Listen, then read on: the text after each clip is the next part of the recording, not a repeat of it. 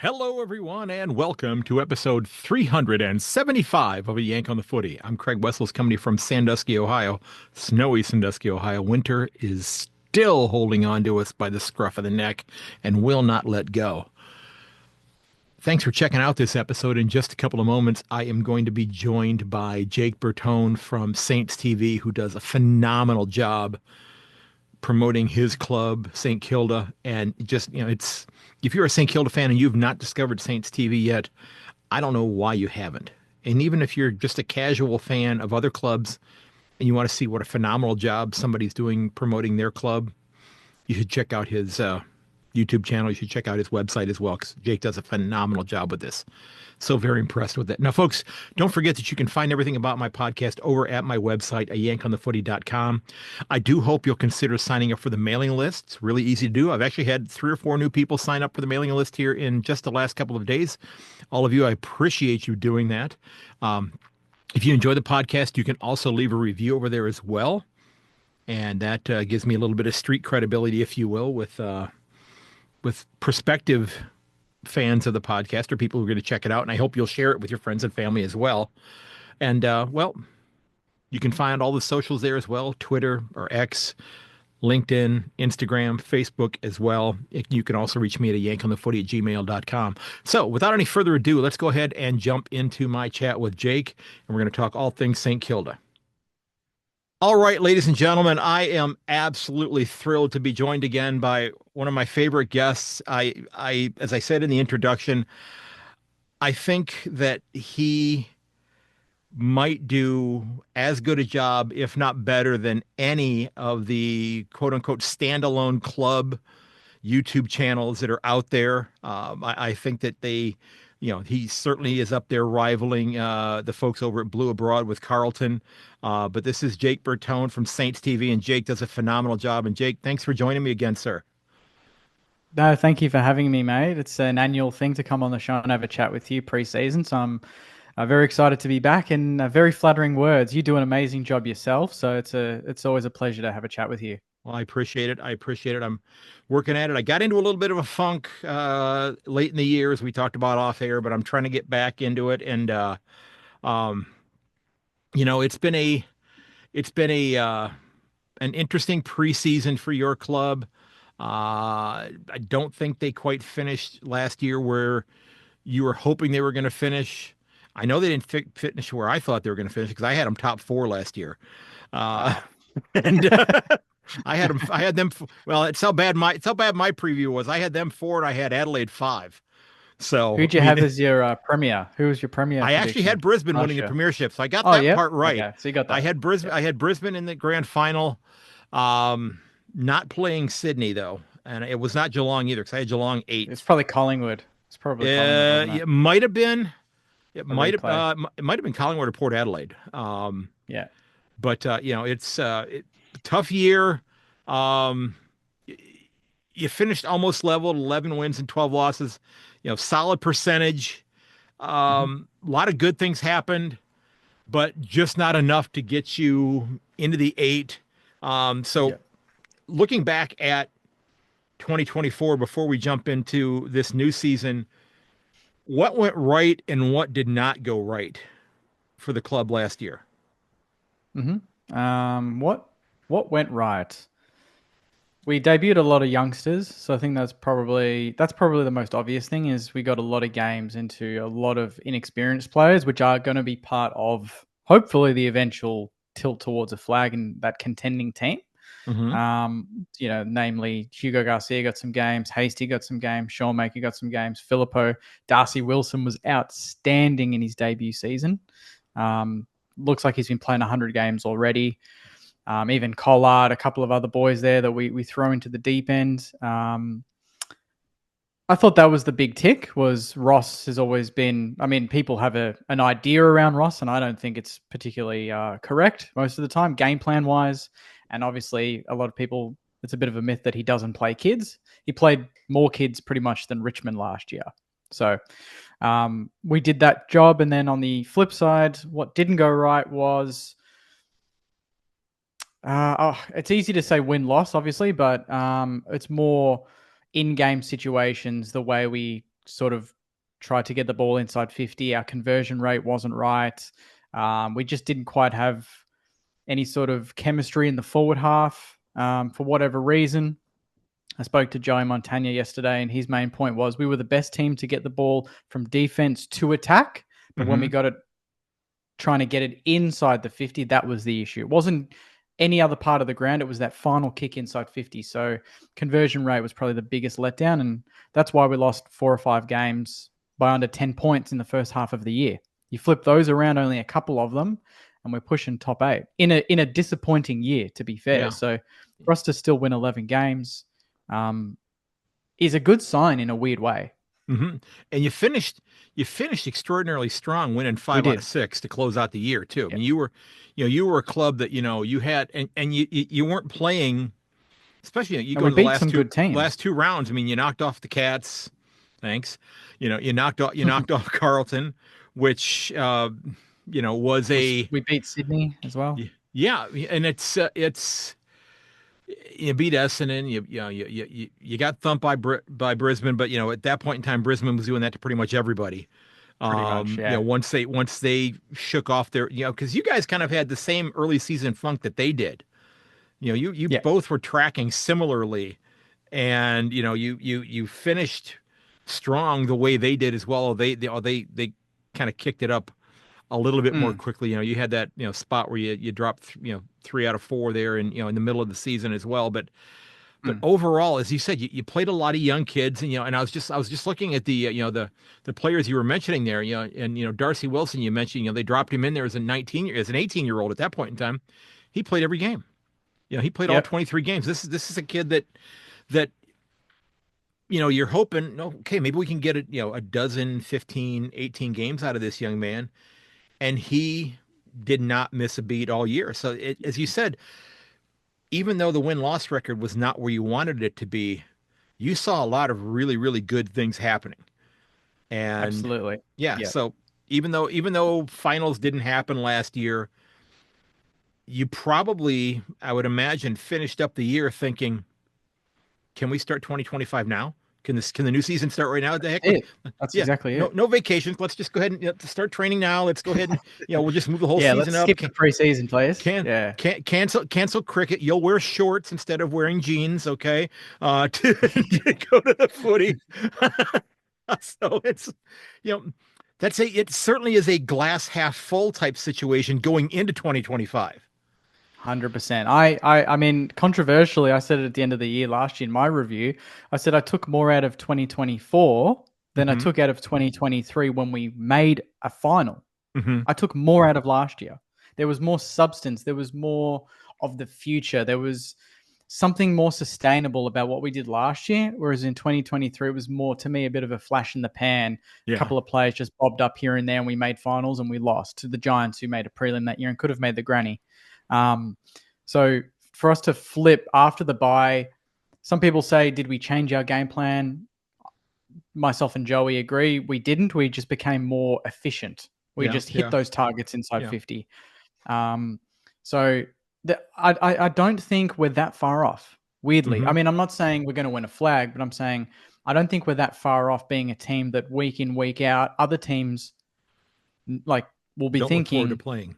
It's not going to be that easy. Like even the Cats at Marvel.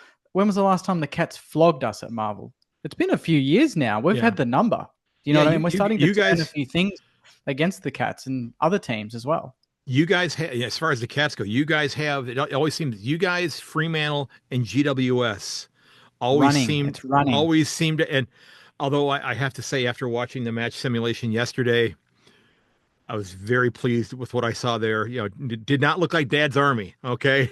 That's good. Yeah. Well, I mean, I asked a couple of folks, I said, is Cam Guthrie basically a luxury item right now? Because I don't think you can count on him, being on the ground for too many games this year, because he's dinged up again. But so you finished up. This isn't about the Cats. This is about your Saints here. So you finish up 2024 thinking positively.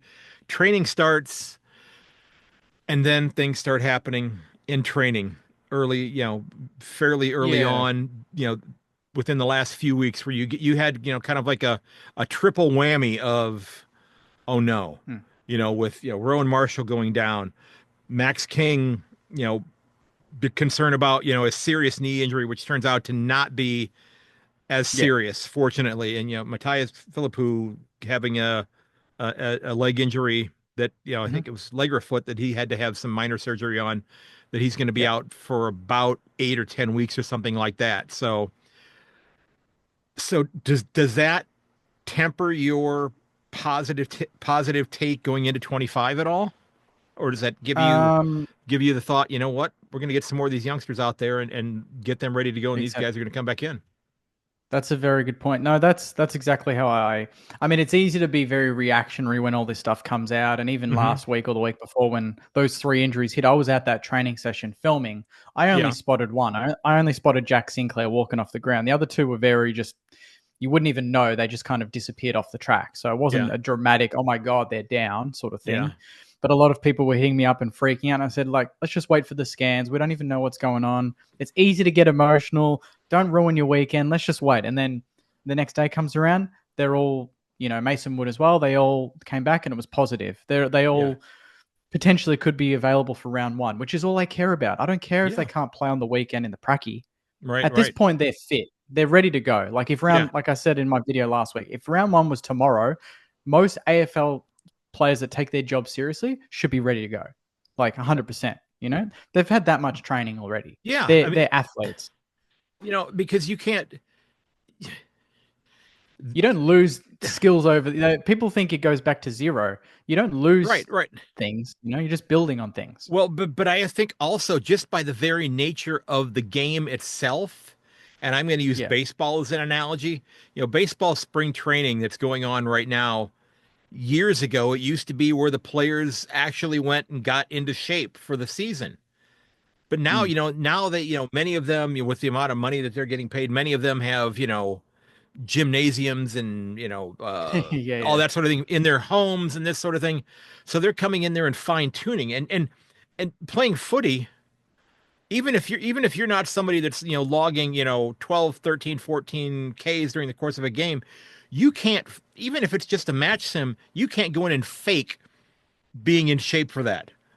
You mm. can't, by the very nature of the game, you have got to be in peak physical condition Yeah, yeah. to There's to no other play this option. game. It's, Yeah. and I don't, I don't know if this is something that you've ever thought about, or but it's, I've said many times, I think that footy players are the best athletes in professional sports because of Yeah. everything that they have to Okay. do. More so than a soccer player. Although soccer players, they have to pick themselves off the ground after they have 14 ACL injuries, and three concussions during the first half of a game, or so Mm, it mm. seems. Or yeah, they all fake those injuries there, but They play 3 games a week. Every yeah, couple of days yeah, they're traveling to different countries. So yeah, I yeah. But totally get it's it. Um, but yeah, it didn't like, just to get back to the point. It didn't make me less excited for the season okay, because okay, I think our depth is better. Like Filippo goes down, and I see Hugo Garcia getting a chance in the uh-huh, midfield. So there's opportunities there. Sinclair off halfback, if he doesn't play round one, I see Ari Shawnmaker or even Angus Hasty getting a chance because he's absolutely tearing it up in the training at the moment. From what I've seen, we didn't even mention him, but Travalia, our top draft pick this season, pick 8 or 9.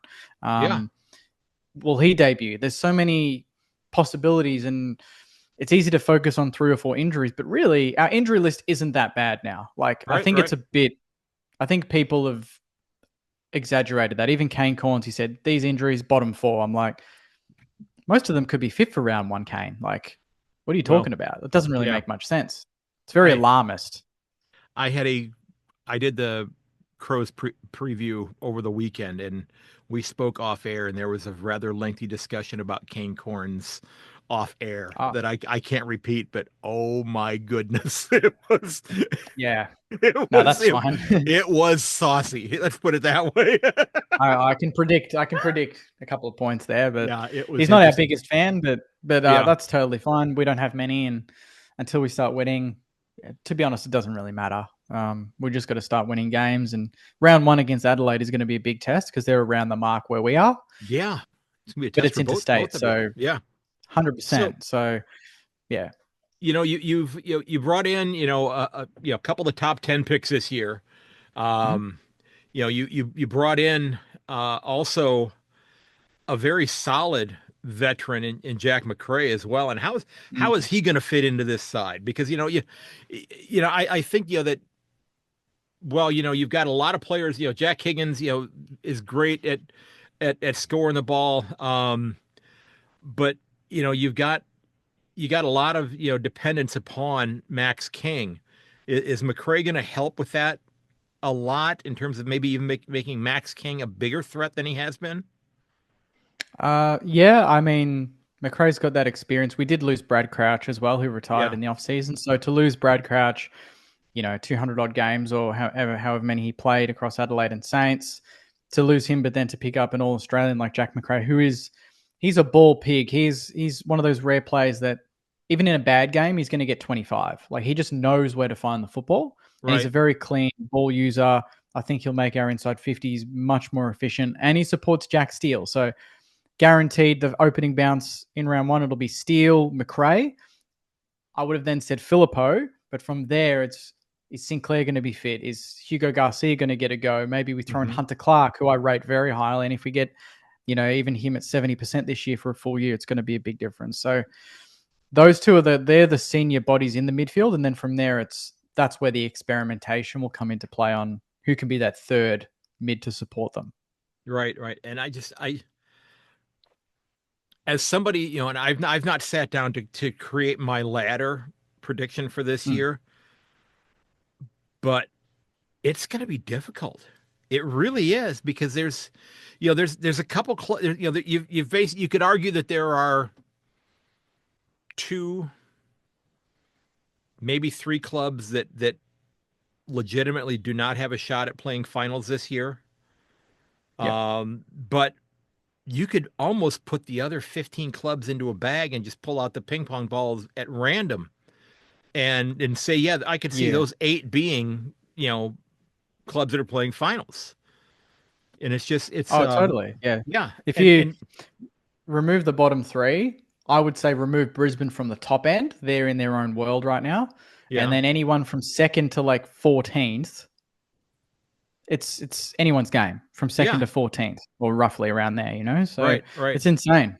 Yeah, it is. And I think it's actually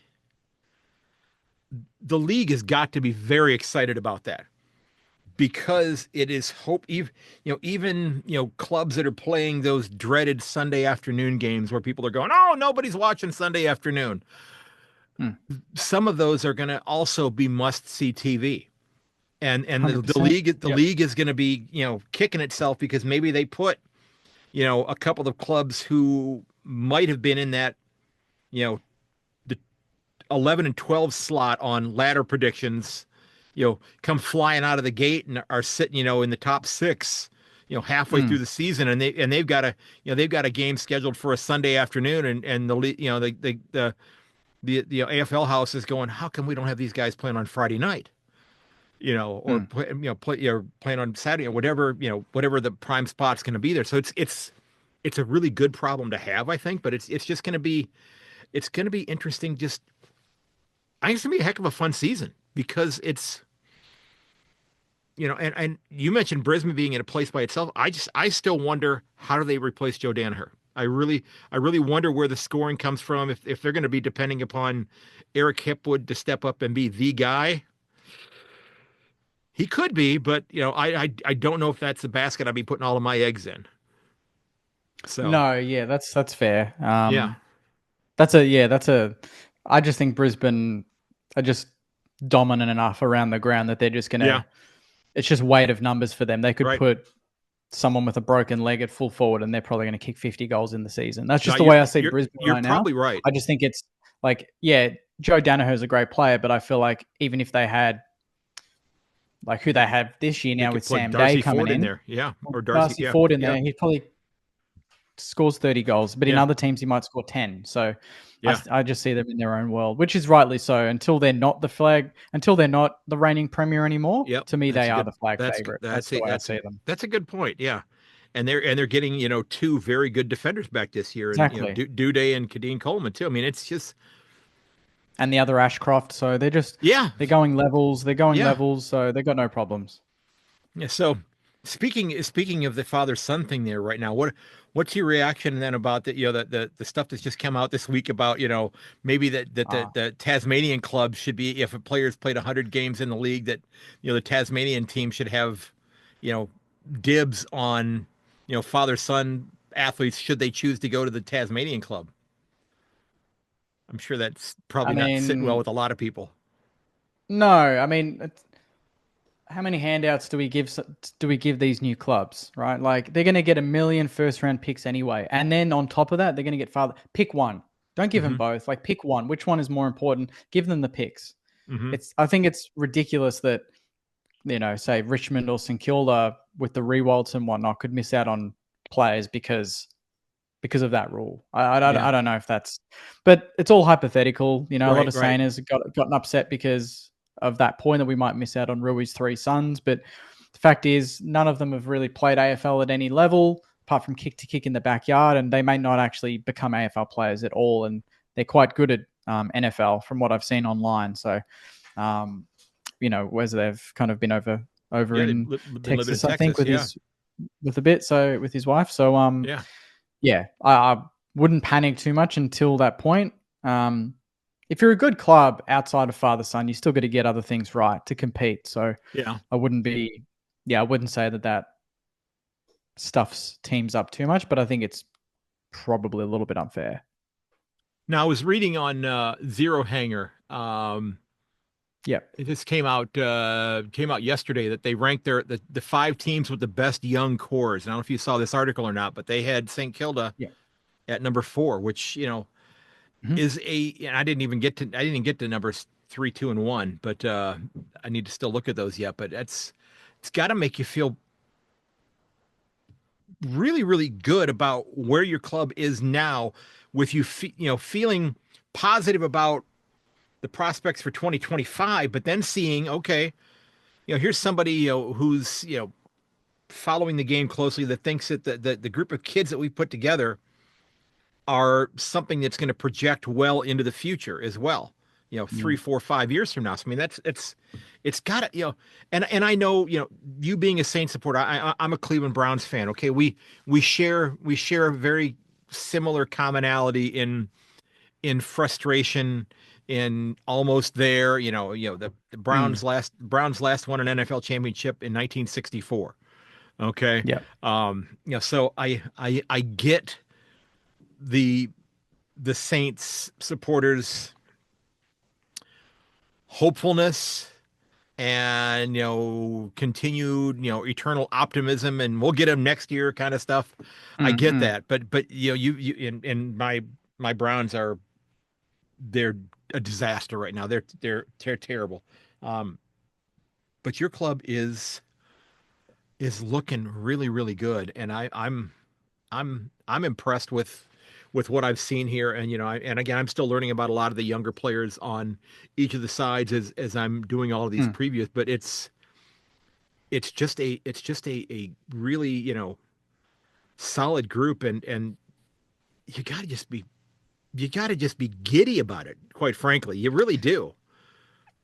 I am very excited. This is probably the best young core we've had in 20 odd years, I would say, Hmm. since the last core came through that, got us to grand finals. So that's, obviously a big tick on that part. And we neglected the draft for so long. So for us to go back to the draft, not necessarily ever bottom out, we're not the 3-2s and what, like the other teams ahead of us would be North and Richmond probably, but North and Richmond had to sell their souls. They've gotten rid of a lot of experience. They got a lot of top end draft picks, a lot of top Right. 3 draft picks, number 1 picks. We haven't done that. Our highest pick, in that bunch is not even, it's probably Travalia, to be honest. At pick 8 or 9, Yeah. Philippo was 10, Darcy Wilson was 18. Like we've had to do some really good work with not the top end draft picks, but then to convert those players into those top end. So it's getting those picks and then obviously the development. So the last 2 years we've had our number one pick of the previous draft play every game. Filippo 23, Wilson 24, Travalia could do it in 25, could play every game potentially. So Ross has clearly got a vision to fast track that. And I think, we're doing all the right things. So now we can hit. Go ahead. Sorry. I was going to say now there's an opportunity at the end of this year, depending on how we go, to hit free agency and spend some money, or depending on ladder position and draft picks, then we just go back to the draft as well for one more year, before Tassie come in and steal every other pick under the sun.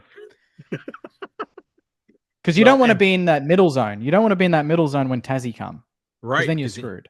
Because then you're not going to be playing, you're going to be playing or picking, your first round pick may not be coming until like pick 25. Exactly. By the time they throw all those extra picks in there. Yeah. And that's a really good. Now, are they going to, when they, because I'm sure they're going to have some sort of like an expansion draft as well, where they may be, allowed to select players from other clubs. I mean, is that? I don't know. I'm not sure. Okay, because I know I've got no idea. Because I know that that's at least with like sports, when like in the NFL and Major League Baseball, and maybe they're not going to do this in the AFL because I guess because I guess they're actually going to be drafting in 2027, I believe, aren't they? To have their young kids play in the VFL for 1 year. Then I think so. Yeah, which I I see a great point about that in terms of helping those young kids, build some cohesiveness amongst themselves.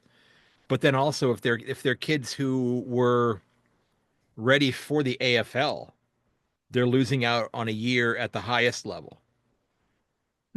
So I wonder. It's I don't think they're going to be doing any kind of a loan program and ship players to other AFL sides and say, hey, let them play at the highest level with you guys this year. Then we'll take them back next year. Then, but it's not. Yeah. So like in the NFL, they would have, like, if a new team came into the league, each team, if you've got like 50 players on your roster or your list, you'd be able to protect like 25 of them, which means they'd be off limits. And then the new team would go in and like pick one of your players, and then you could pull like 3 more players back that they couldn't pick from. And then, but they were only allowed to take maybe 2 players from each team. So you wouldn't lose more than like 2 players from your team. So I don't know if that's something that they would do, with as much movement of players wanting to, move back home, whatever state it happens to be. That may not be something that will be likely to happen there. So what are the biggest first of all, I did want to ask you about Ross Lyon. He's long had this reputation of being this defensive first coach. In his second tenure with the club, has he changed? Is this the same Ross Lyon from when he was the coach of the Saints previously? And is this a new and improved or reinvented Ross Lyon? Has he changed really the way that he goes about coaching his clubs? 100%. Yeah, even he's said it many times. He's not as hands-on as he once was. We've probably got the best coaching panel behind him in the competition. I would say we certainly do. It's not even a question. We do have the best coaching panel behind him, especially now with Brendan Bolton coming in and Goddard and Robert Harvey, Lenny Hayes, Corey Enright, who's coach in waiting, basically. He's unbelievable. One of your own. Very knowledgeable man. So very happy to have him as well. No, I think it's been a massive misconception. I think Ross is a very smart man. He's been out of the game for a little bit. He's been in media, but he's very astute. He knows where the game's going. Yeah. He knows that it's a running game. You need to be fit. You need to be breaking the lines. It's how quick, like a lot of back in the day, it was win the contest. Win the contest. That was number one, right? Now it's win the contest, get out of the contest as quickly as possible, right? So we've got that part right. We just need to win a few more contests because when we get it and when we go, we're quicker than a lot of teams. And that's how we've won a lot of our games off the last couple of years. So he knows exactly where the game's going, and we've drafted accordingly to that.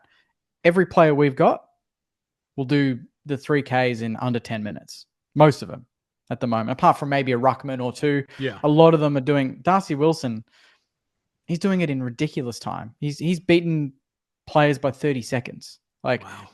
we've got some crazy runners in the team, but obviously it's not just about that. They got to be able to use the ball, and we've just got a lot of naturally, gifted footballers now. Whereas back in the sort of between 2010s and 2020s, when we were struggling, we draft a lot of athletes, but they didn't know football. They didn't come from country. Geelong have done it really well. Obviously, a lot of country players, they're just born-bred footballers, right? We're starting to go in a little bit of that direction as well. So I think what we saw in the last 10 weeks last season was exactly sort of what Ross has been coaching at training, and it's that was kind of finally coming to fruition in the back end where we started to hit targets, because a lot of people look at our earlier games and go, "Oh, Saints only kicked 72 points. Damn, they're so defensive." But if you watch the game, we're having more inside 50s than the opposition. We're moving the ball quick out of the back half, and it's just not clicking in the front half. That's not defensive football. Yeah. It's just there's, as you were saying, when you talk to Joey Montaigne, there's just kind of that breakdown, that last kick before the ball 100%. goes into forfeit. Yeah. Once that starts coming off, we'll be kicking big scores. Yeah. I mean, this is, you're talking, you're making my job difficult here when it comes time for me to start working on my my ladder prediction for this year, because and you know what, I got a feeling maybe I'm just gonna I might just try something crazy, like do like a random number generator this year and just do my ladder prediction that way, just to sign these teams that I don't think have a chance at playing finals. Go ahead and just put them into put them off to the side, but then have like 50 sign the other 15 teams just a random number, just hit a record it on Zoom or whatever, and just okay, well, number 15's in the number 4 spot or whatever. Oh, that's who this is right there. But I mean, there are some clubs that I think are. I have a couple that I think are ready, that are going to drop out of the 8. That and one that I don't think is going to rebound this year. I think they're going to fall off a cliff this year. I think Collingwood is not playing finals again this year. I just think that they're too old. I don't know how they are going to score enough points. I really don't.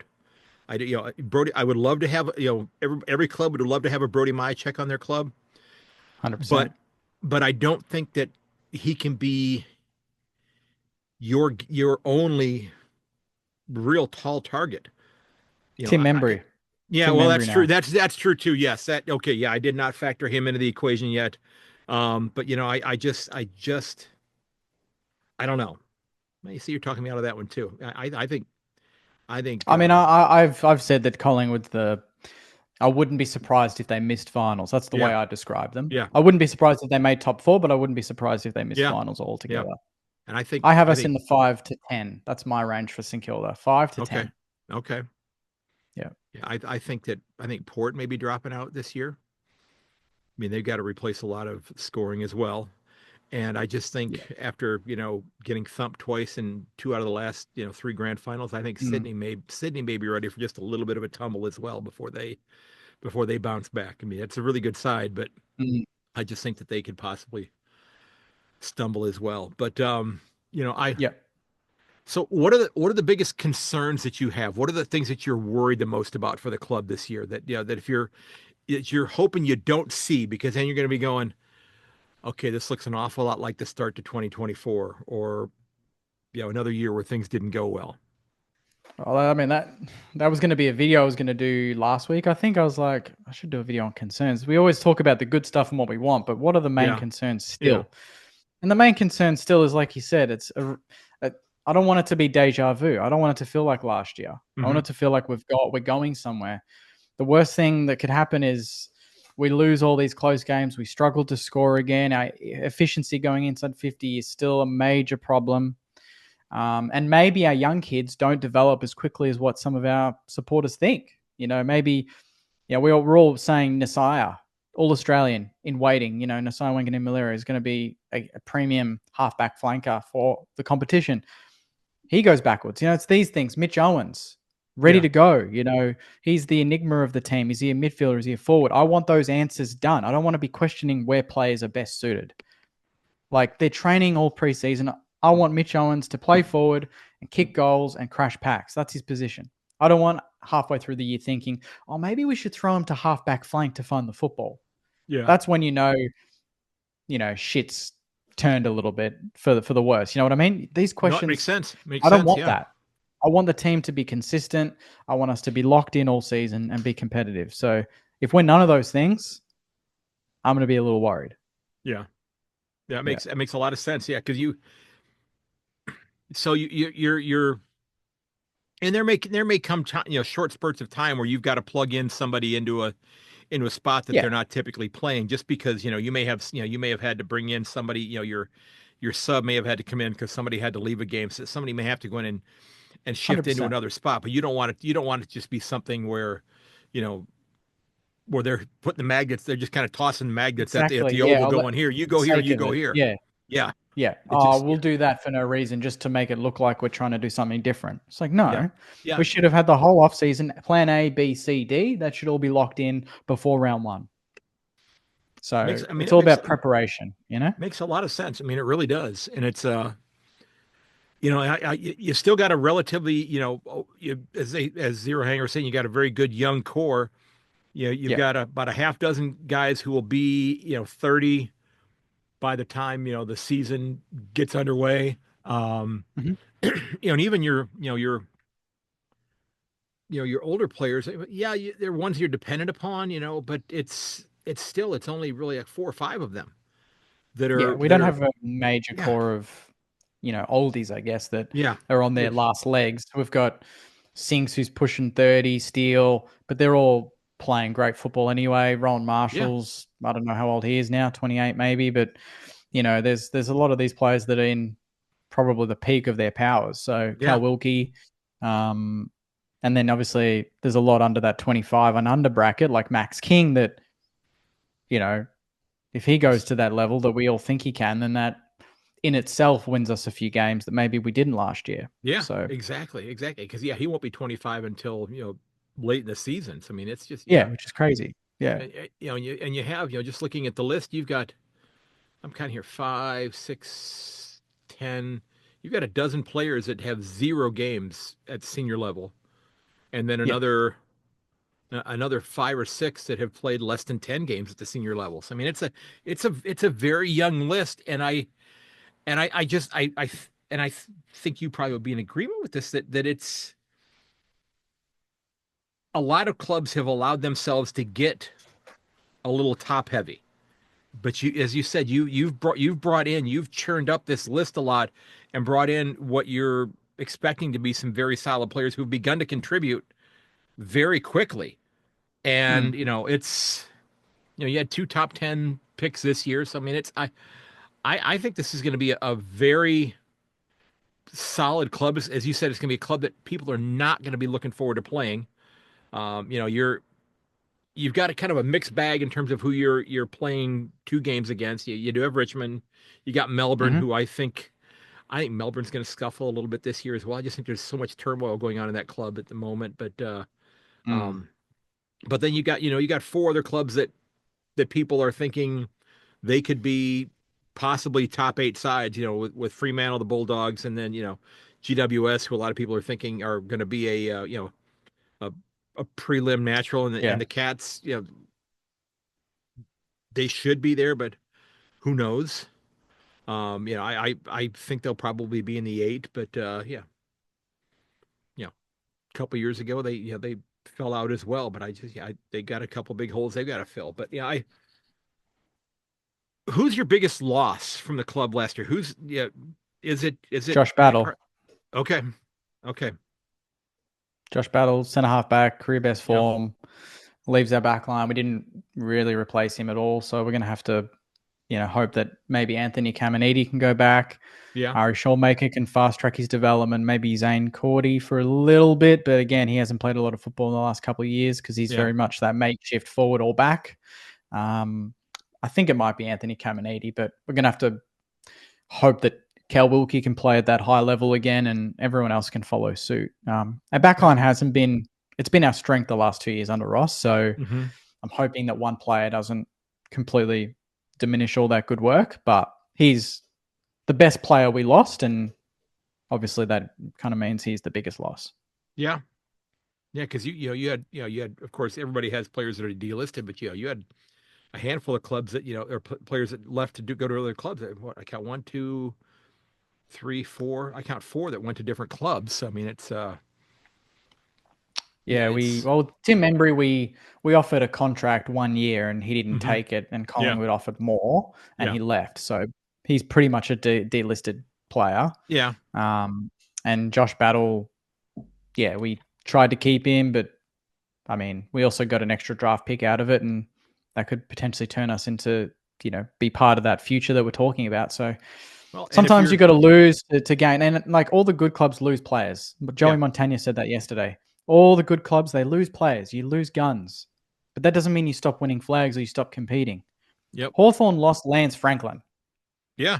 Like, you can't lose a better player, but they still, I think they still won. They made a grand final without him, or won one. I can't remember exactly what year he left, but they were still competitive. Wasn't that 2015? Was that 14 or 15? Because he played against them, didn't he? And they beat them. The Swans, yeah. Yeah, and Hawthorn won anyway without the gun. So whatever year it was that GWS, because that was the year, because he was supposed to be going to GWS, and at the last minute ended up going to the Swans. Yeah, which I didn't know that story until just recently. That he kind of took a little bit of a turn, that he was kind of doing a Gary Ablett Jr. kind of thing with Gold Coast in many ways.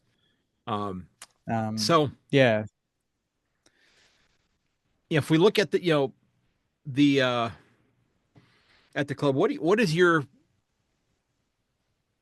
bold, what's the bold prediction that you want to make about the club, and then also about the league this year? What's that thing that people are gonna, it's gonna maybe make their eyes widen, that they're gonna go, oh really? Or maybe they're gonna nod their head in agreement, because maybe it's something a lot of other people are seeing as well. So what's your big bold prediction for the club, and then for the league itself this year? For the club, I'm not going to talk like we're going to win the flag or anything like that, but I want, you just said we've got the 4th best young core or whatever. I want by the end of the season, people going, nah, St Kilda's got the best. They're ready. Like, they're building something really special. That's what I want to hear. Okay. It's not an ego thing, but it's just a lot of people don't know the Hasties and Hugo Garcias and why we rate them so highly. By the end of the year, I want people to understand and realize now St Kilda's, next core is coming through and it's looking bloody good. So next year, 2026 and beyond is going to be special, so because they're the future, right? I can't, there's no point in me saying, oh, bold prediction, Jack Steele's going to win the Brownlow. That's not team oriented, and it's not for the future. My bold prediction is by 2027, we're ready. We're going into the top 4. We are a flag contender. The future is what we're building towards. And you mentioned the Brownlow thing with Jack Steele there. Let me ask you this question here. Would you rather have it be a situation where you had a player win the Brownlow, or be in a situation where you had 5 or 6 guys in your club who keep canceling one another out and are swapping back and forth between, the 3, 2, and 1 votes each round? I mean, which is a better situation? That one player winning the Brownlow, or these 5 or 6 guys that are just continually battling it out for, the highest recognition in each particular round?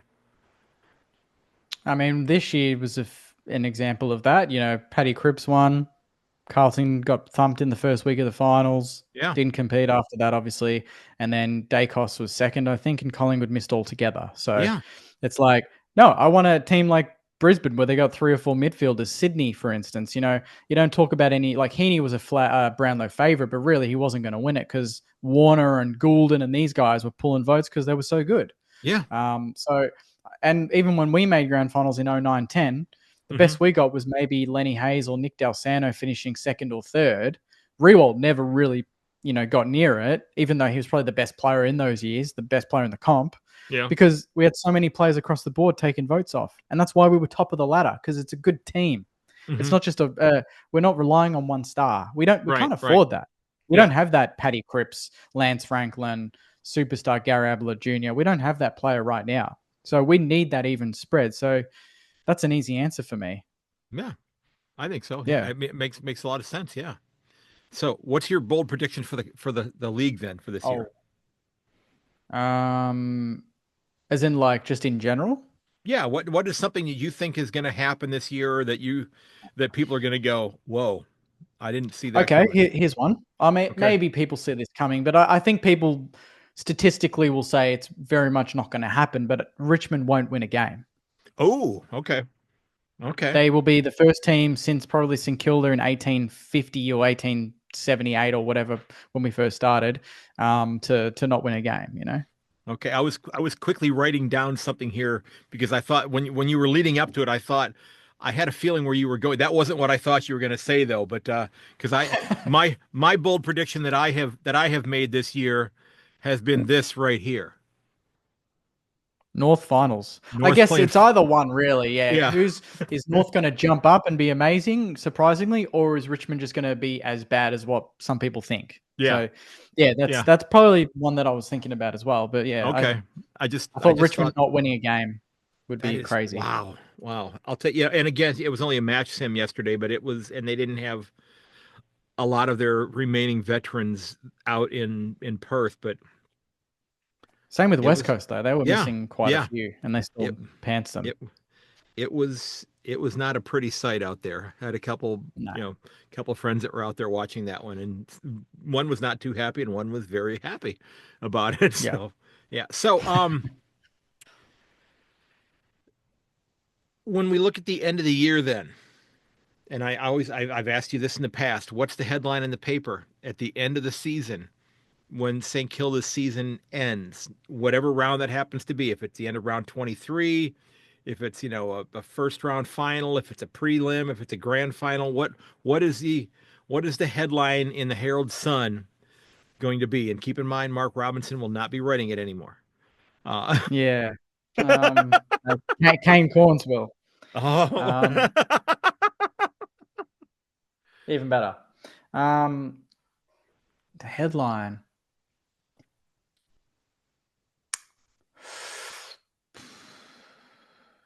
Best Saints side since 2010, okay, something like that. okay, I like that. Because I think we all believe that's where the list is getting to, but Hmm. some confirmation that what we're witnessing now is the best Saints side since the grand finals. That's what I want to hear. Whatever that means, finals, prelim, granny, whatever. Yeah. Like I said, very much my mindset is it's for us. We need to be looking towards something, and that is this that team? Is this the Hmm. team that's going to start getting us to that position? 2 years ago, it wasn't, mate. It wasn't Yeah. even close. Yeah. And I was even thinking we should be winning finals, but now I feel silly for even thinking that because I can see how much work really needed to be done, Right. and we're Right. doing that work now to get to that point. Now you said you saw the club finishing between fifth and 10th, so outside of the top four, but Yeah. possibly just missing out. Can it Yeah. can it be a successful year if they finish ninth or 10th? Yeah, it can be. It can Okay. be. I didn't really believe that, but Joey kind of swung me a little bit, and he said, it's not necessarily win loss. Like he said, don't get me wrong, Ross is priming them to win every single game they play. Hmm. But on the outside, obviously fan expectation is very different to internal expectation, right? But what he kind of meant was taking moments in games. So like last year's approach was bridging the gap between us and the best teams, beat the teams around us, and Hmm. then try and pinch a few games, against the teams above us. I don't think it's too different this season. I still think we need to, um, be a bit more fluid going forward. And I've kind of always said if we start scoring more freely this season and we miss out on percentage, but we're averaging 85 points a game, and we're still beating the teams around us and pinch a few games against the Brisbanes, the Sydneys, the Geelongs, then I think we're building. But I don't want to see I don't want to see a blowout this year. If I'm being Hmm. really blunt and like giving them a key goal. I don't want to see us lose by more than bloody 40 points in any game. Because last Okay. year it happened twice. Yeah. We lost to the Dogs by 10 goals. We lost to Brisbane by like 70, 80 points. I don't want to see any of those performances. Okay. Yeah. If you Even have a that, Geelong team that doesn't make finals has a level where they don't really get flogged. They're in yeah, most games. I want to be in every game we play. and you can't ask for more than that. I mean, well, No, I I think mean, that's the bare you minimum, can isn't it? hope for more than that, but you want I just want to be in every game. yeah, yeah. I mean, that's that's kind of how I when I watch games, and I'm sure you probably feel the same way. Although you may have that one club that you absolutely hate. I do. Um, okay, It's not Geelong, no way. has that been publicized? I don't know. Yeah, yeah. It's a toss up. I mean, it's not a toss up right now. It's Carlton, Okay, Geelong are okay, the two that I love beating. Carlton, Geelong, Essendon are the in a fixture that if we beat them, I'm like, yeah, I'm stoked. there you go, there you go. Yeah, because So yeah, because I don't have having come to the game so late in life, I don't have that in my DNA to to hate other clubs. Yeah, yeah. I'm still frustrated with Carlton and the timing of when they hired Michael Voss because I was supposed to be on um, one of the radio shows on SEN that day, Hmm. and they bumped me off of it because they hired Michael Voss right Oh, before the grand final. So, and I never did end up getting on there. So it was it was yeah. Uh, so I yeah, so I if Carlton can lose out, I'm completely okay with that. I don't yeah. mind seeing them not win, but I don't hate them. I want to see the Cats win and then watch 8 other competitive games. Yeah, I mean, at the end of the day, that's a mindset. I guess a lot of Saints fans have developed because we've not been winning a lot of games. So we just Hmm. there's a lot of hatred. It's like we take the little wins where we can, and those teams are teams we would generally play pretty well Yeah. against the odds. So now, once you start winning, you just worry about yourself. So like, I'm not surprised you don't hate any teams because the Cats beat most teams. Who are you going to hate? Who are Yeah. you going to hate? You beat I them know. all. Doesn't matter. Yeah. So it's a different I mindset. do But like to yeah. and I haven't even done this very much recently because Damien Hardwick has moved on, but I used to love to sledge on Richmond when he would always piss and Yeah. moan about having to go play at Marvel Stadium. I mean, I would just I would always talk about that trip from Punt Road over to Marvel Stadium, that Yeah. 5 kilometer wide Crockfield River and the 20 kilometers of desert. And the last thing that Gill did before he left his position was putting in like a 200-meter wide swath of broken Lego pieces that all Richmond supporters and players have to walk across barefoot to get there. So it's like, Yeah. There's always that. yeah, see, Um, that's one of the things I want to do when I do finally get to Australia is I actually want to go to Punt Road and I want to make the walk to Marvel Stadium just so I can say it can be done. Look at that. hmm. I made it. And see, Richmond, you can do it if need be. So, but yeah. So, you ready for a little bit of Saints trivia before we wrap up here, sir? Yes. Let's go. Okay. Let's do it. You're feeling pretty confident, right? I've done well previously, Yeah. surprisingly, but Yeah. I Well, just I don't know. We'll see how we and go. and I'm I not. I'm and I not can good with only like historical stuff. I'm terrible with that. Like well, I'll tell you before what, my I before my birth year. You know. well, I don't there's nothing before your birth year. Okay, I can promise you Okay, that. that's good. In fact, there's nothing that's not in the 21st century. Okay. So Okay. there we We'll go. see. So here's a real tough one there. So which 5 Saints averaged more than 20 disposals for the club last year? Which five Saints? Yeah. Yep. Well, it depends. The average is just like so. I mean, I'm almost thinking. I'm just trying to think because Brad Crouch played like one or two games, so I'm wondering No. if he Okay. They actually all cracked that. this would Oh, these they would all have played all more been they than. all played at least 19 games. Oh, they all played at least 19 They all games. played at least 19 games, and Okay, so Crouch had 15 in his one. Yeah. yeah, okay, so it would be Steele, it would Mm-hmm. be Nasai Wanganu Malera would be one, Yep. Jack Sinclair would be another.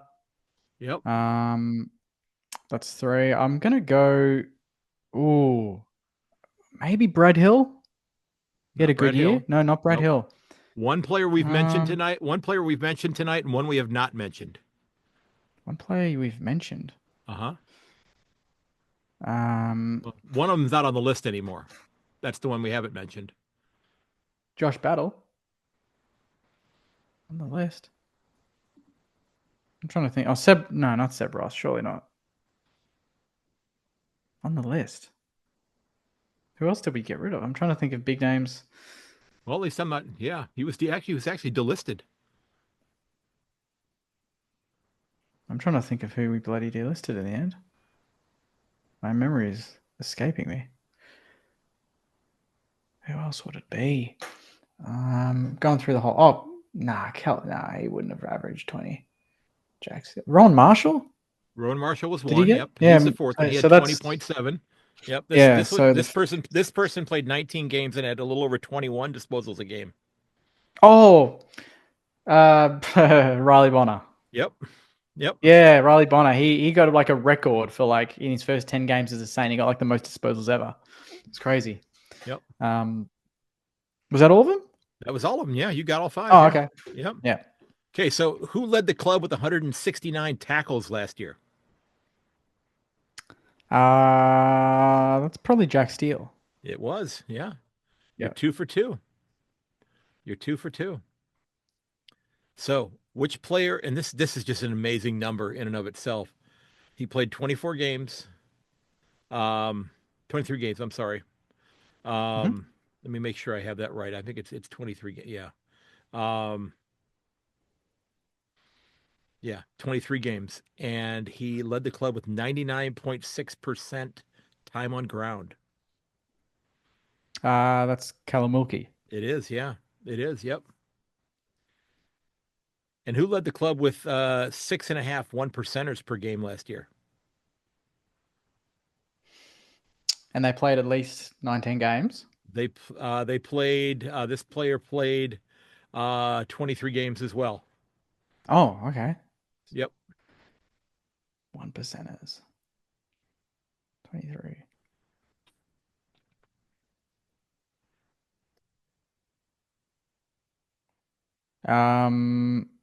Is it Roll Marshall? Damn it. I was gonna say Jack Steele, but that's too predictable. It's not, is it? Nope. 1%ers, 23 games. Oh, Yep. Brad Hill? It's Callum Wilkie again. Callum Wilkie again. Ah. Yep. I was thinking of a player that was a bit more like around the contest a lot more, but because he's more mark and but yeah, fair enough. Fair play to him. He's a gun. Okay. These two players led the club in total goals kicked last year. One had 36 and one had 30. Jack Higgins. Yep. And Tim Embry. Yep. Yep. Yeah. And speaking of goals, okay. Who was the last Saints player to kick 50 plus goals in 3 consecutive seasons? And he did it between 2010 and 2012. 50 2010 and 2012. I mean, I'm just thinking it's got to be Nick Roywald, doesn't it? Mm-mm. Or Stevie Milne? Yep. Stevie Milne. Yeah, yep. that was, Yep. to be honest, that was my first thought, but then I just figured 2010 grand final. I feel like Rui had a crazy year, but he probably kicked 60 or so that year, I think, even 2010. I can't remember because he had a crazy year. Although he was out with the hamstring for a lot of the year, so probably not actually. Forget that. He missed like 10 weeks or something. Okay, so who led the club with an average? He played 22 games with an average of 520 meters gained per game last year.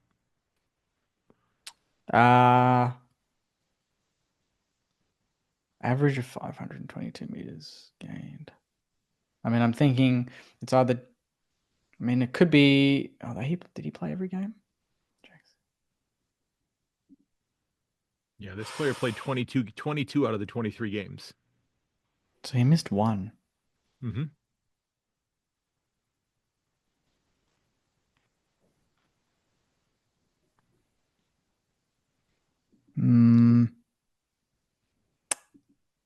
Mason Wood? No. It's annoying me if it's got to be Jack Sinclair, doesn't it? Nope. Nasaya? Wangani Malera. Yep. Yeah, again. Yep. I didn't think he missed a game. I'm trying to think of the game he missed.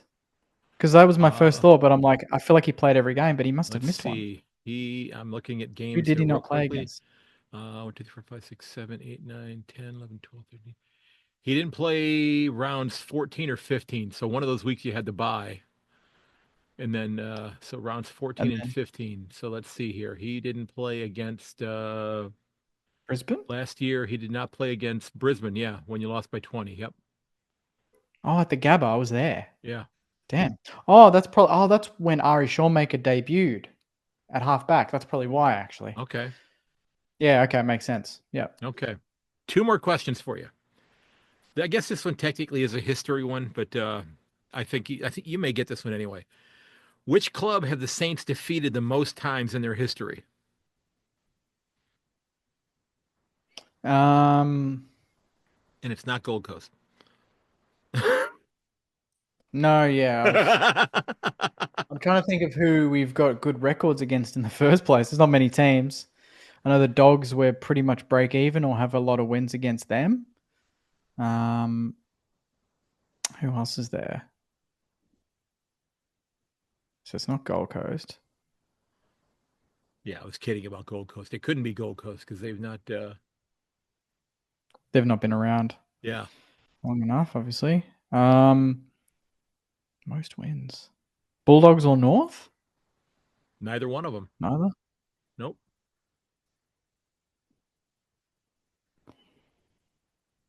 Most wins. Is it a Melbourne club? It is a Melbourne club. It It is a would have to Melbourne be. club. It would have to be a Melbourne club Oh because yeah, we're going true. back and Yeah, counting duh. VFL stuff. Yeah. So I'm surprised it wasn't the Dogs. Melbourne? It is Melbourne. Yep. It's Melbourne. It Okay. is Melbourne. Yep. I mean, there was a Nine, 12-year period where we didn't lose to them, so yeah, that yeah. probably makes sense. 94 wins. 94 wins and 126 losses. Yeah. Yep. Yep. Okay. Now this is a trivia question here that's a little bit closer to home for you here. Hmm. Which game did you do your first fan cam on Saints TV? Oh, fan cam. So by fan cam, you don't mean live review, do you? You genuinely mean the fan cams. Well, it's I on according to YouTube it said fan cam, yeah. So that's what I was going Okay, by. cool. Yep. So yeah, just needed to check. Yep. So it would have been either 2021 or 2022. It was the back Oh, end of the season. Huh? that's not the maybe I'm looking at it wrong there because that's not what. Oh, sorry. Well, yeah, I know because I did like little series where Marshy was doing it. So I know. Okay. So it could have well been 2018 or 2019. It was 2019. Yep. Yeah, so Yep. I know which one. I'm thinking of when I did them on the computer, but I know which Oh, ones you're okay. referring to. It could have been 2019, potentially round 3, 4, or 5 against Essendon, possibly. Oh, well, maybe I did a really lousy job putting this question together because I the one I first found was round one against Gold Coast. Round 1 against Gold Coast in Yep. 2019. Yeah. Okay. Maybe I just Yeah, read it wrong, but yeah. there was one, yeah, round 3 or 4 that year too, and Rowan Marshall was standing at the bloody tram stop after the game. And we got Yeah. him on camera when he was a kid, which was pretty funny. He's just chilling there with a cap on. Yeah. Um, And that's a good one. Yeah. it's one of the neat thing. It's still one of the neat things about this game is just the simple fact that there's a likelihood that you're going to you may run into a Yeah, player you'll from meet one your of the favorite player, clubs. You may run 100%. into or it may be just a player that's on one of the other clubs that you may run into at a coffee shop or even at the grocery Yeah. store. Because they're not in a different orbit. It's not like most professional athletes here in the United States. I've always joked. I said, Mm, you're never going to run into, you're never going to run into LeBron at the U.S.'s version of Woolworths picking up, a carton of milk because his wife texted him on the way home mm, from the forum. It's never going to mm. happen. You Yeah, can, yeah. which is, it's just one of the other things that I really love about this game is the fact that in many ways each club in a way is kind of its own little family. That the supporters of that club, they have a vested interest where that it's not necessarily a multi-billionaire that owns the team, that doesn't, Mm-mm. that it's just a plaything for them. It's really one of the things I really, really like about Like if this you game. send them if you like send them a nice DM on Insta, you'll Yeah. most likely get a response. Like if it's like, No. "Hey, I thought you had a great game," they'll probably respond. If you do that to bloody Lionel Messi, that's not even going to go into his DMs to even see. You know what I Yeah. mean? So the Yeah. connection between the fan and the players has never been closer, which is what makes it really exciting to do fan channels and to be able to go to the club and chat to these players and then bring that sort of to life. In a Yeah. way, you can't do that as easily And I in other countries. and you have, that's something that I've kind of struggled with in terms of, making those kinds of connections, not being Mm. not being in your On the hemisphere, ground, yeah. on Yeah. your side of the equator. It's just Mm.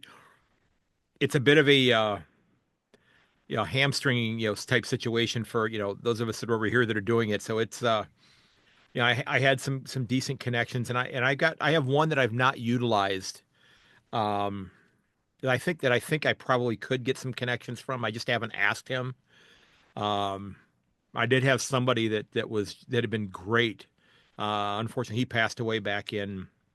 in the latter part of 2024. Barry Cheatley, who had worked for North Melbourne in their front office and that sort of thing. I had Mm. him on. I mean, it's just one of my favorite interviews I ever did. I mean, I spoke to him for almost 4.5 hours.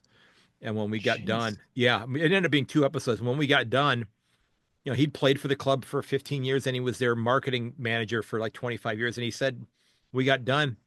And he said, let me know who you want to talk to next because I know them. Mm. I was like, it's like, Yeah, that's what it's like. those sort of Yeah. people, yeah, they're special. Yeah. It's like that's what it's like to get a drink of water out of a fire hose. I mean, it's, Mm. it's, Yeah. and it was, and I joked with him. I said, so when can you set me up with Gary Ablett Sr.? He said, okay, who else? Uh, but he was able to Bloody set up hell. a couple of interviews with me or for me. And it was wonderful. And I've had a few other former players that I've been able to have on that I've not reached back out to, that I probably will. But I mean, Mm. I just love telling people's stories. I mean, it's one of the things I love doing about this is telling people's stories, because I'm never going to be so bold as to say that I know as much about the game as somebody who's off watching training like yourself. I'm never, I've never seen an actual game in person. I'm never going to be able to say, well, I know Mm. more than you, because I won't do that because I'm not going to, and I will never be so arrogant as to do something like that.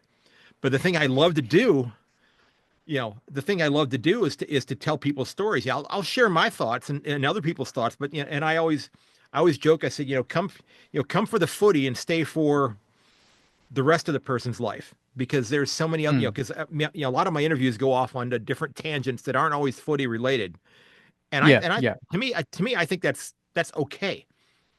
Especially when, Absolutely. yeah, because it's not always about just game X or game Y or team A or B or whatever. So it's just fun to be able to learn what make other people tick that all have something in common. So I mean, it's one of the things I love doing about Mm. and you guys and the Hoops crew and Blue Abroad and Eagle Nation and you guys all do and I know I'm missing a couple of other ones there right off the top of my head. You guys do a phenomenal job promoting your club. Purple Rain group out with Fremantle. I mean, Mm. and I wish I had more hours in the day to listen to everything that everybody does. But it's just I love being able to hopefully get people that haven't discovered your show yet. And as I said in the opening, I said, "Well, where the hell you been if you haven't found his yet? If you're a Saint supporter, why have you not? Why have you not found it yet? And even if you're not a Saint supporter, if you want to see one that's done extraordinarily well, check this one out because you do such a great job with it.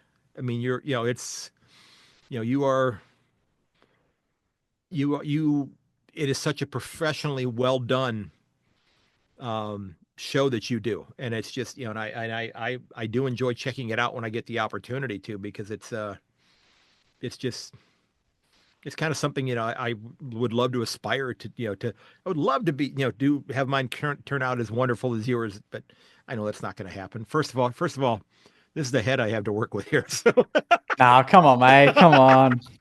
That's harsh. yeah, but it's reality. What is that saying? face for radio. Oh, mate, you do you. I don't even know what to say. You've thrown so many compliments my way. I'm blushing over here, mate. Yeah. Well, And it's it's not okay. just the Red Saints lights behind here. It's That's actually you can see it. it's richly deserved. Okay, it really is. I mean, you just you guys who are it's a labor of love, and it goes back even to what we talked about with the relationship between the clubs and the fans and the supporters, Mm, because you have that love affair with your club. And it's just awesome to see that. And yeah, there are podcasts and such that happen here for every NFL team and NBA and Major League and all those types of things, but the vast majority of those people are on the outside looking in. And mm. and you have done such a great job of being so professional about your club, and being positive when it's time to be positive, being critical when it's time to be critical, that you give them a legitimate fair shake. You're not Yep. you're not there just kissing their butts and going, oh, everything's great, and when it's not. And you're not just you're not sledging on them at every opportunity either. So you have been able to gain access, to people involved with the club, because the club sees what you're doing, and and you should be commended for that. Thank you very much. Yeah. Yeah, Yeah, that's that's all I can and say. no, That's very he nice of did you. not tell me to say that, ladies and gentlemen. Okay, there's not a I cue think you card missed or a anything. word in there, but that's all right. We can you can edit that in post, can't No, I'm gonna leave it the way it is. you? I trust me. I wouldn't have said it if I didn't think it there. So, before we wrap up, though, where can people find, for those folks who have been living under a rock somewhere, where Yeah, can people yeah. find Saints TV? Um, we're pretty much everywhere. YouTube at Saints TV Pod, Instagram at Saints TV Pod. YouTube's probably the main one. We want to hit 13,000 subscribers very soon. We're only nearly 400 off. So if you're Wow. watching this and you're a Saints fan or not, and you want to get on board, YouTube's probably the main one. And obviously the podcast, when it's released, will be out on all streaming platforms. Okay. I was gonna say, did I? I think I did. I think I was subscribed on yours. I'm pretty sure. Yeah, I was. Okay. Okay. Um, Yeah, and I will put all those links in the show notes as well. I pulled all of those off of your YouTube channel today to make sure I had all of them. So I had your Facebook, your X, your Instagram as Mm-hmm. well. But Jake, I can't thank you enough for taking time out of your day to sit down and chat. It's a delight to talk to somebody, and it's been this way for every one of these, because I think this is number 14 for me. I think I have no, I have three more to do after this one. That's it. Just three Yep. more. Yeah. So this is my 15th one. So we're just gonna say those last three clubs, they're not playing finals. So yeah, it's Gold Coast, So you're Carlton. going in predicted ladder position. I Well, see why I was 15 now. I see what Brisbane you're was doing. first. I had Dom Fay on first for Brisbane, but Yeah, tomorrow I'm supposed to sit down with Michael Whiting to preview Gold Coast. So yeah, yeah, Dom put me that'll in be touch with interesting. him. So I'm waiting to hear back from him to see if he's going to be available tomorrow or not. But Jake, I want to thank you for setting time aside on this Tuesday morning, man. I truly appreciate it. This was a lot of fun, and I truly mean, and sincerely mean that you do a phenomenal job with this, and you should be proud of your work. And like I said, if people have not checked out your stuff as of yet, they really should, because they could, you know, there aren't many people doing it as well or better than you're doing it. So Well, my my tip appreciate my that, mate. I tip my cap to you, but it would be a cat's hat, and I know how much you dislike them, so I don't want to put it on. You know me so well now. We've done this that many times. You know me so well. It's always a pleasure, mate. I love doing this. It's always good to do it. We don't do it at the end of a season when it's disappointing. We always do it as a preview leading up to a season, and it's always full of optimism. It's always excitement. What's next? I love Yeah, discussing that with you. So yeah. thanks again. You bet. You bet. And ladies and gents, this has been my chat with Jake Bertone from Saints TV. And Jake, I look forward to talking to you again very soon. As I mentioned to you, I wish your club the absolute best of luck 21 times this year. I hope they fall flat on their face twice, but I have a feeling it's not going to happen at least once. I think Yeah, I'd like, know, yeah, one win would be nice. yeah, I just, We'll yeah, pinch one. because I think if I'm not mistaken, that was going to be one of the games I was going to get to this year. I think Yeah, was going to you probably be get to the one at the 19 to Cattery. yeah, it was going to be the one that was going to be my first ever game was, in Geelong was to see How them play the fitting. Cats I would there. have Yeah. gone there. We would have met Yeah. for the first time. Yeah. It would have been a whole Yeah. thing, you know. We get our first win there in 25 years. It would have been amazing. Yeah. Yeah. So it's yeah, so not to be this year, but I don't know, maybe next year if everybody's healthy, of course, then because I was supposed to go last year, but I had surgery last year. So Mm, yeah. And it'll happen. I hope so. I hope so, man. But I Yeah. do want to wish you all the best, and thanks so very much again for your time. And again, this was Jake Bertone, folks, from Saints TV, and please check out his YouTube channel and get subscribed on his socials as well because he does a phenomenal job. Cheers. Thanks, mate. You Cheers. bet. All right, Jake. Hey, thanks so much for sitting down to chat, man. I always appreciate it. You are one of the greatest advocates for your club out there, and I'm very glad to call you a friend, sir. As I mentioned, I wish your club the absolute best in 21 of their 23 games this year, except for those two pesky games against the Cats. Now, folks, I do hope you'll head over to my website, ayankonthefooty.com, as I said at the outset. And by the way, I will put all of the contacts for Jake's show in the show notes as well if you want to check those out. And I do encourage you to do that. And don't forget, I do have, at this point in time, all but 3 of the 2025 preview episodes released. I still have Gold Coast and GWS and Carlton still to come out. So you can find all of those at my website. I hope you'll check them out. Get on the subscription list over there as well. Just subscribing to my email list. There's no payment as far as that goes. So new episodes, when they come out, they'll be in your inbox very shortly after that. And I do hope you'll, tell your friends and neighbors about it. Tell them about this crazy American who loves your game and is so thankful that you have shared it with myself and people like Donnie Hess and the Castle brothers and all of the other American footy fans here in the United States and throughout the rest of North America and South America, for that matter. But folks, also, if you really like the show, I hope you'll consider leaving a review for the podcast as well. Okay. And check up on your friends, reach out to them. If you need to talk to somebody, please don't hesitate to do that. Okay. If you need to speak to somebody, those phone numbers are in the show notes of every single episode of this podcast. I've been battling some of my own demons as of recent, and I'm trying to get out of that funk. I find shoveling snow to be rather cathartic when I do that, and I've spent about 5 hours doing that the last couple of days. And to be honest, I'd really rather just go out and walk because I'm pretty damn tired of the snow. Well, enough about that. Ladies and gents, look out for one another. Okay. And as always, may your dribble kick never hit the post. I will catch you later. And this has been episode 375 of A Yank on the Footy. Remember, you can find everything over at my website, ayankonthefooty.com. If you've got a great idea for a guest, maybe you'd be a great guest. If you know somebody who played the game at the highest level, that played the game a long time ago that would love to share their stories, or you've got some neat stories to tell, please reach out at ayankonthefooty@gmail.com or fill out that contact form over on my website as well. And if you want to help out the podcast, you can always click on that Buy Me a Coffee button as well. That'd be a huge help. And until next time, everybody, cheers and goodbye.